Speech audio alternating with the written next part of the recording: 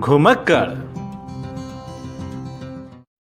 नमस्कार, मेरा नाम वसीम है और इस वक्त मैं अपनी टीम यानी कि घुमक्कड़ की टीम के साथ मौजूद हूं। आजमगढ़ ज़िले के मंडलीय चिकित्सालय पे यानी कि सदर अस्पताल पे मौजूद हूं। आप देख रहे हैं बाईं तरफ से जिला चिकित्सालय आजमगढ़ और ठीक मेरे पीछे आप देख रहे हैं कि 47वें जन्मदिन अखिलेश यादव जो कि समाजवादी पार्टी के प्रमुख हैं, सपा के मुखिया हैं, उनके जन्मदिन पर यहाँ पे सारे सपा के कार्यकर्ता, जिलाध्यक्ष, पूर्व ब्लॉक प्रमुख और सपा के सारे समर्पित कार्यकर्ता यहाँ पे मौजूद हैं। बहुत सारे लोगों ने आज रक्तदान किया है 47वें जन्मदिन पर, अखिलेश यादव के 47वें जन्मदिन पर।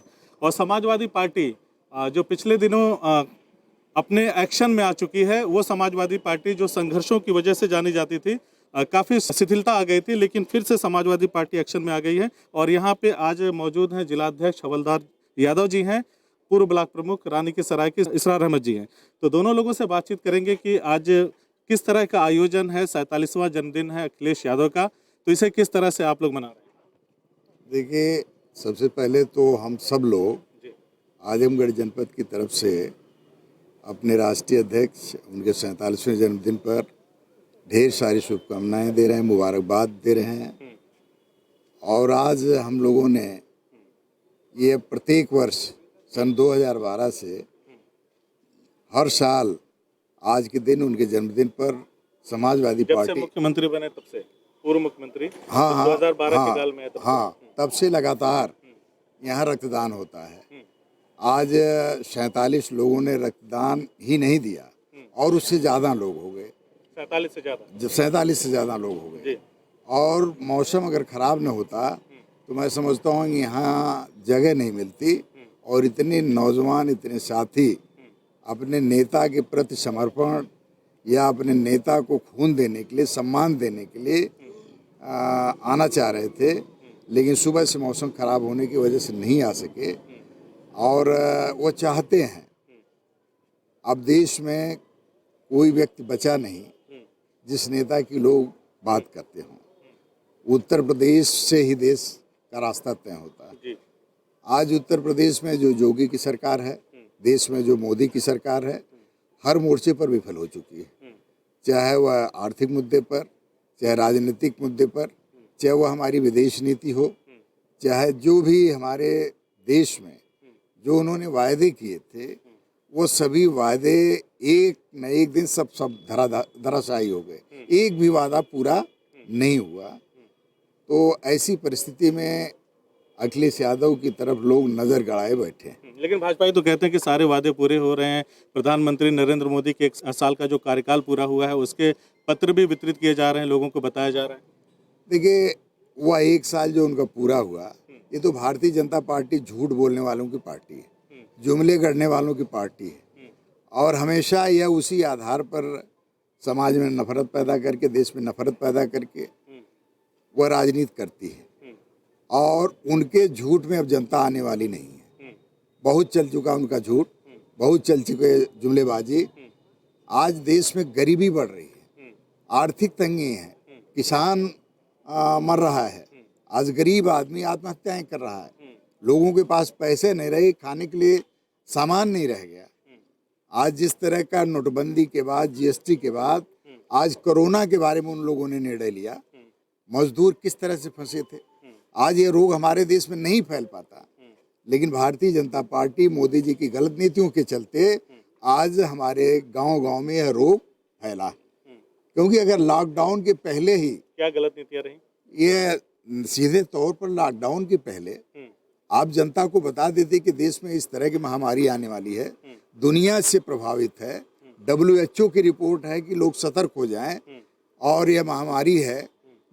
केरल में 30 जनवरी को जब ये पता चल गया कि 2 अहम मरीज मिल चुके हैं, तो उस समय WHO की भी रिपोर्ट आ रही थी कि पूरे देश और पूरी दुनिया में महामारी फैल चुकी है और इसके गंभीर परिणाम होंगे। और उन्होंने अपनी रिपोर्ट जारी कर दिया था। और उसके बावजूद भी प्रधानमंत्री जी का ट्रंप से इतना सीधा प्रेम हो गया है कि उनके स्वागत में नमस्ते ट्रंप की तैयारी के लिए उन्होंने पूरे गुजरात की पब्लिक को इकट्ठा करने का काम किया। और उस समय तक पूरी महामारी पूरी दुनिया में बड़े तेजी से फैल चुकी थी।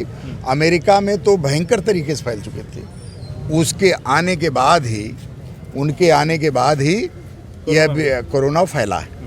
हिंदुस्तान में इस तरह के नहीं, पहले हम अगर पहले ध्यान दे दिए होते, जो लोग बाहर से आ रहे, दूसरे मुल्कों से आ रहे थे, उनको हम रोक करके चेक कर लिए होते तो ये गांव में नहीं जाता। और लॉकडाउन करने के पहले अगर हम सीधे तौर पर एक हफ्ते का समय मजदूरों को, गरीबों को, प्रवासी मजदूरों को या नौकरी पेशा लोगों को दे देते तो वह लोग अपने घरों पर चले जाते, परेशानियां ही नहीं, तब यह रोग गांव के लिए नहीं फैलता। गांव में तो मोदी जी ने और भाजपा ने फैलाने का काम किया। तो ये सीधे तौर पर हमारा आरोप है कि इनकी गलत नीतियों के चलते, इनके गलत निर्णय के चलते यह गांव-गांव में ये रोग फैला। नहीं तो यह रोग विदेशी रोग था और वह हवाई अड्डे पर ही रुक जाता। कृष्णराज जी से एक सवाल लेना चाहूँगा। आप ये बताइए, मैं आपकी तरफ आ रहा हूँ, लौट रहा हूँ। एक मेरा सवाल है आपसे, जो समाजवादी पार्टी संघर्षों की पार्टी कही जाती है, वो संघर्ष अब सड़कों पे दिखने लगा है। अभी हाल ही में लखनऊ में कार्यकर्ताओं के ऊपर लाठी भी चार्ज हुआ है। तो आज 47वां जन्मदिन भी है अखिलेश यादव का, यहाँ पे रक्तदान के लिए आपके कार्यकर्ता मौजूद हैं। तो क्या कहना चाहेंगे, समाजवादी का ये संघर्ष पार्टी का चलता रहेगा और आने वाले 2022 में क्या संदेश है? देखिए, हमारा संघर्ष भी चलता रहेगा समाजवादी पार्टी का, लेकिन जो सरकार रोड़ा डाली है उस रोड़ा को तोड़ते हुए भी हम इसको संघर्ष आगे बढ़ाते रहेंगे। हम उनके आदेश का भी पालन करेंगे, हम अपने जनता के हक की भी बात करेंगे, क्योंकि जनता की आवाज़ हम नहीं उठाएंगे तो कौन उठाएगा। वो कहते हैं कि हमने बहुत किया, हम कहते हैं नहीं किया। ये तो आने वाले 2022 में जनता बताएगी कि कौन किया कौन नहीं किया। यानी जो चूक हो गए थे आप लोगों से 17 में, अब की बात चूक नहीं होगी? चूक नहीं हुई थी, काम हमारा इतना हुआ था, हमारे लोग नहीं बता पाए थे। वही काम को आज समाजवादी वर्कर खाली दोहरा दे तो इनकी जमानत जब्त हो जाएगी। इसीलिए आह्वान पत्र जारी हुआ है। हाँ, आह्वान पत्र इसलिए जारी हुआ है कि जो ये मोदी का 1 साल का कार्यकाल का जो यह झूठ का पुलिंदा गांव-गांव में फैल रहा है, वह कोरोना का रूप ले लिया है। आप पॉलिटिशियन हैं, मेरे मन में एक सवाल घुमड़ रहा है।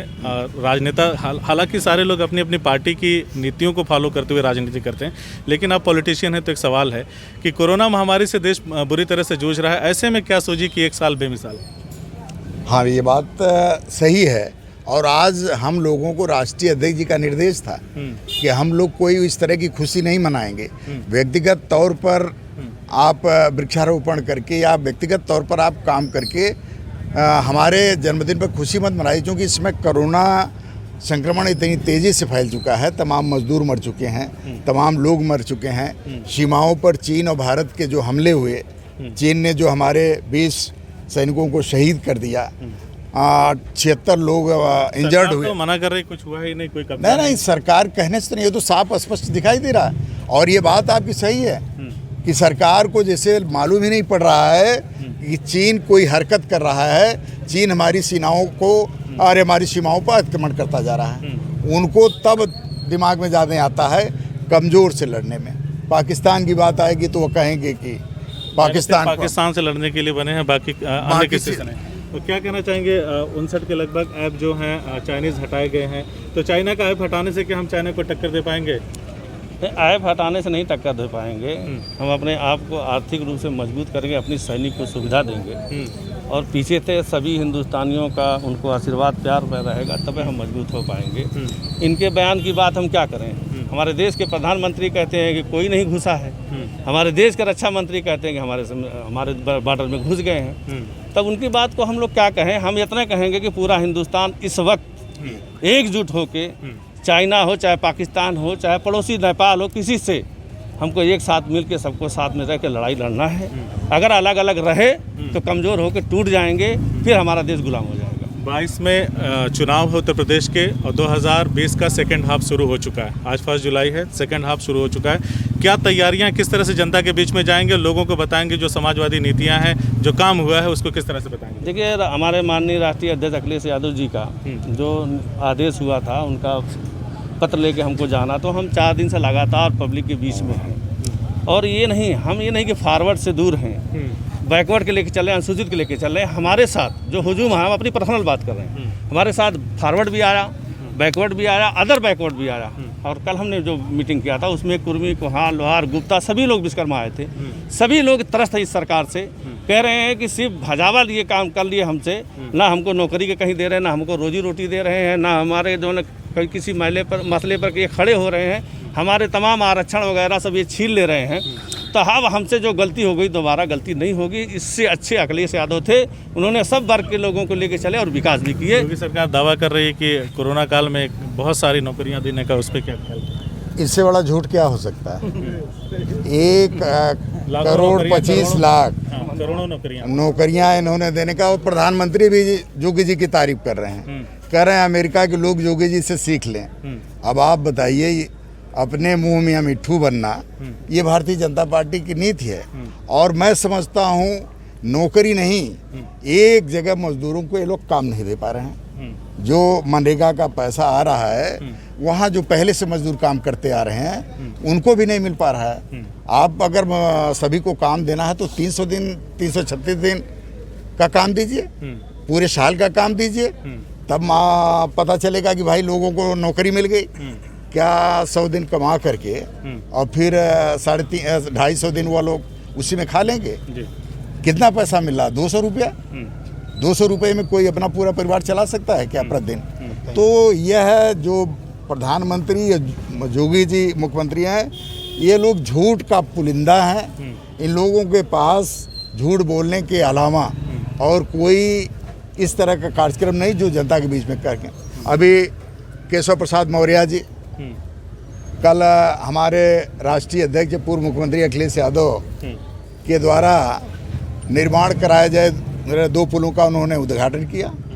एक सिधारी पर ओवरब्रिज था और एक कलेक्टर साहब के बंगले पर जाने वाला पुराना ब्रिज था, जिसका निर्माण अखिलेश यादव जी ने कराया था।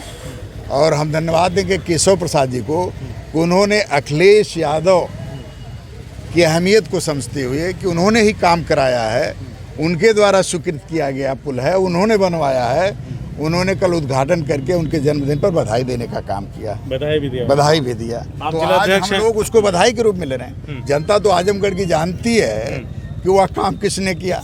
आजमगढ़ में एक भी काम भारतीय जनता पार्टी बता दे कि मैंने इतने कार्यकाल में 3 साल 3.25 साल के कार्यकाल में एक भी स्टेट गवर्नमेंट ने यहाँ कोई निर्माण कार्य कराया। एक आखिरी सवाल, आप जिलाध्यक्ष हैं, अखिलेश यादव यहाँ के सांसद हैं, पूर्व मुख्यमंत्री हैं, राष्ट्रीय अध्यक्ष हैं समाजवादी पार्टी के। आप लोग इतना बड़ा कार्यक्रम आयोजित कर रहे हैं, लगभग 50 से ज़्यादा लोगों ने, 47 का आप लोगों ने टारगेट बनाया था, 50 से ज़्यादा हो गए लोगों ने रक्तदान किया, कोई वृद्धाश्रम में जाके लोगों की मदद कर रहा है, कोई कहीं पे। तो क्या अखिलेश यादव का भी आपके पास कोई संदेश आया कि किस तरह से आप लोग वहाँ पे पार्टी की गतिविधियों को चला रहे हैं, किस तरह से मिशन को आगे बढ़ाना है?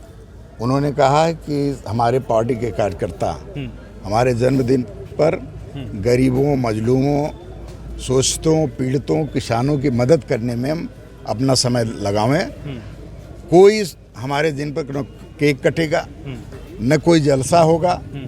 आज जो तबाही है, आर्थिक तंगी है, इस दौर में हमको गरीबों की मदद करना है, किसानों की मदद करना है। तमाम लोग जो हैं पीड़ित हैं, करीब 80% जनता आज महामारी की मार झेल रही है, महंगाई की मार झेल रही है, मोदी के झूठ की मार झेल रही है। तो ऐसे समय में अखिलेश यादव जी जो रचनात्मक और सृजन का काम करते हैं, वो उनका संदेश है कि हम लोग गांव-गांव जा कर के गरीबों की मदद करें, लोगों की मदद करें। कोई खाने बगैर सोने न पावे, किसी के साथ पुलिस जुल्म न कर पावे। आज पुलिस जुल्म बढ़ा है, और ख़ास करके कुछ जात विशेष के लोगों के साथ कोई कानून नहीं रह गया। केवल जोगी जी जो कहें वही आदेश का पालन। पुलिस किसी को रौंद दो, किसी को मार दो, अनायास लोगों को फंसा दिया जा रहा है मुकदमों में, गैंगस्टर में फंसा दिया जा रहा है। बातें सपा के भी काल में कही जाती रही हैं कि जब सपा की सरकार होती है तो कमोबेश यही स्थिति रहती है प्रदेश में। देखिए, सपा को तो बदनाम किया गया, लेकिन अब जनता देख रही है कि थानों में उनके मुकदमे नहीं दर्ज हो रहे हैं। भारतीय जनता पार्टी के नेता लोग बैठ करके थानों में थाने चला रहे हैं, तहसील में बैठ के तहसील। आपको 22 में कुछ बदलाव होने जा रहा है? 22 में तो इस तरह का बदलाव होगा कि मैं आपको आज यहाँ कहने पर आप विश्वास दिलाना चाह रहा हूँ कि पूरी जनता तैयार है अखिलेश यादव को मुख्यमंत्री बनाने में। और जितना बड़ा उनका व्यक्तित्व, जो उन्होंने काम किया पिछले 5 साल की सरकार में, मैं समझता हूं कि आज उसको जनता याद करके कहती है कि उत्तर प्रदेश के लिए इनसे बढ़िया कोई मुख्यमंत्री नहीं हो सकता। इस नाते आज सारे लोग, सभी वर्ग के लोग चाहते हैं कि अखिलेश यादव दोबारा मुख्यमंत्री बने। तो देखा आपने, हमने बात किया समाजवादी पार्टी के दो जबरदस्त नेताओं से, जिलाध्यक्ष से भी हमने बात किया, पूर्व प्रमुख हैं रानी की सराय के इसरार अहमद, उनसे भी बातचीत किया। पीछे उत्साहित कार्यकर्ता हैं, उत्साह ज़बरदस्त है और सबने मन में ठाना है, जैसा कि जिलाध्यक्ष कह रहे हैं हवलदार जी की, सबने मन में ठाना है कि 2022 में सत्ता का परिवर्तन होगा और कुछ बेहतरीन तरीके से होगा। इन्होंने आज यहाँ से मैसेज देने की कोशिश की है। आह्वान पत्र जारी हो चुका है और समाजवादी पार्टी का जो सिंबल है, जो मार्ग है संघर्ष का, वो भी अब सड़कों पे दिखने लगा है। आगे आने वाला वक्त जो है वो भविष्य के गर्भ में छिपा है कि क्या होगा 2022 में, लेकिन समाजवादी पार्टी के कार्यकर्ता, जिम्मेदार नेता जिस तरह से उन्होंने कमर कसा है, उससे लगता है कि 2022 में कुछ तो विशेष होगा, कुछ तो नया जरूर होगा। हमसे बातचीत करने के लिए आप दोनों का बहुत बहुत शुक्रिया। बहुत बहुत शुक्रिया, धन्यवाद आपका।